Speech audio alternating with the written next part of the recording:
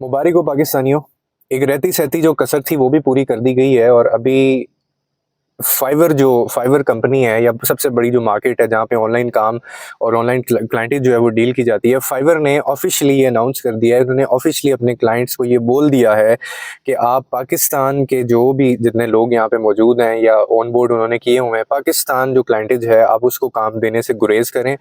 क्योंकि आपको पता है कि कुछ अरसे से इंटरनेट जो है उसमें बहुत ख़राबी पाई गई। ना फेसबुक सही चल रहा है, ना इंस्टाग्राम सही चल रहा है, ना इंटरनेट की जो फैसिलिटीज़ हैं, सर्विसेज आपको ठीक से मिल रही हैं।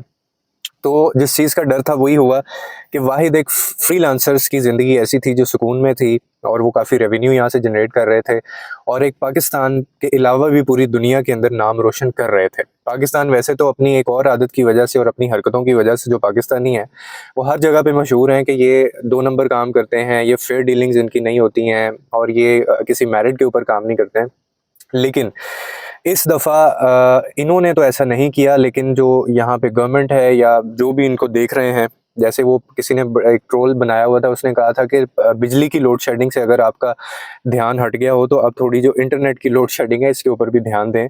क्योंकि अब करोड़ों लाखों करोड़ों जो लोग हैं उनका रोज़गार इससे मुंसलिक है और वो लोग डिस्टर्ब हो रहे हैं। और अब ये बहुत ही परेशान कुन और बहुत ही ये परेशानी वाली बात है कि फाइवर ने ऑफिशियली ये अनाउंस कर दिया है कि आप पाकिस्तान से जो है पाकिस्तानी जो क्लाइंटेज है उनसे ना बात करें, उनको अपना काम ना दें क्योंकि सर्विसेज वहाँ पे ठीक से नहीं जा रही।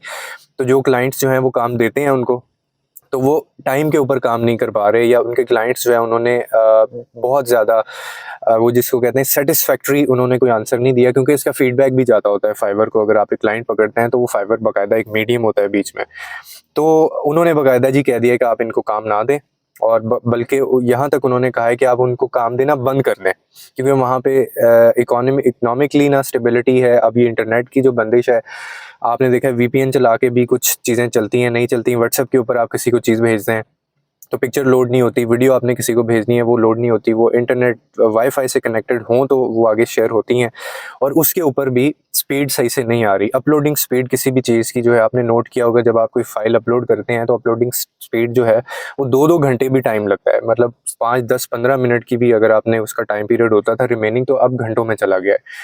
तो इस चीज़ के ऊपर थोड़ा सोचना पड़ेगा हमें। और जो भी इसको देख रहा है, जो भी इसके असल में रिस्पॉन्सिबल हैं, उन लोगों को इस चीज़ का ख्याल करना पड़ेगा कि किसी भी मुल्क का जो एक तबका होता है ना, वो वहाँ से रोज़गार जनरेट कर रहा होता है या वो पाकिस्तान, इसका फ़ायदा अल्टीमेटली पाकिस्तान को ही होता था। क्योंकि जो भी पैसे डॉलर्स रेमिटेंस आती थी वो पाकिस्तान में आती थी और अब पाकिस्तान में रेमिटेंस ना होने के बराबर है। तो इसकी कसर रह गई थी, अब ये भी होना शुरू हो गया है। अब मज़ीद देखें आगे कौन कौन सा सेगमेंट है जो इससे हिट होगा। और बहुत अभी पिछले दिनों में एक हमारी क्लाइंट है उनके साथ में बैठा हुआ था, तो वो कह रहे थे कि इसके अलावा एक जो चीज़ हो रही है ना वो ये है कि ये जो फ्रीलांसर्स हैं ना, इनके ऊपर एफबीआर इतने बुरी तरीके से हाथ डाल रही है कि करोड़ों रुपए की कंपनी है और उन्होंने 10-10, 20-20 साल लगा के कंपनी जो है वो बिल्ड की और सिर्फ उनको 2-3 रीजंस की वजह से उनकी कंपनीज बाकायदा बंद की जा रही हैं। तो मुझे तो नहीं पता ये पाकिस्तान में हालात कब ठीक होंगे। और इससे ख़ासा क्योंकि मैं खुद सोशल मीडिया इस्तेमाल करता हूँ, यूट्यूब, इंस्टाग्राम, फेसबुक से मैं बहुत क्लोज इससे एसोसिएट रहता हूँ, हमारा भी काम होता है। तो आप बिलीव करें 60 टू 70% काम डिस्टर्ब हुआ है फ्रीलांसर्स का। ऑनलाइन जो लोग काम करते थे, व्यूज़ गिर गए हैं और आप कोई चीज़ मतलब रीच किसी चीज़ की नहीं है, स्पॉन्सरशिप किसी चीज़ की यहाँ पे नहीं, कोई इन्वेस्टर यहाँ पे काम करना नहीं चाहता। और ऐसे हालात में तो बाहर से बिल्कुल भी कोई आने के लिए तैयार नहीं होगा। तो अब देखना ये है कि आगे ये लोग क्या कुछ करते हैं और अगर अरशद नदीम की तरफ से इनका ध्यान हट गया हो तो ये फिर इस तरफ भी आए थोड़ा-सा। और इसकी कोई समझ नहीं आ रही है कि इसका फ्यूचर क्या है, पाकिस्तान का आईटी का क्या फ्यूचर है, या ये जो कवानीन बनाए हुए हैं बेतुके से इनका क्या फ्यूचर है, और ये जो फेसबुक को लेके, यूट्यूब को लेके या फ्रीलांसर्स को लेके ये क्या रिलीफ देते हैं, आई डोंट नो।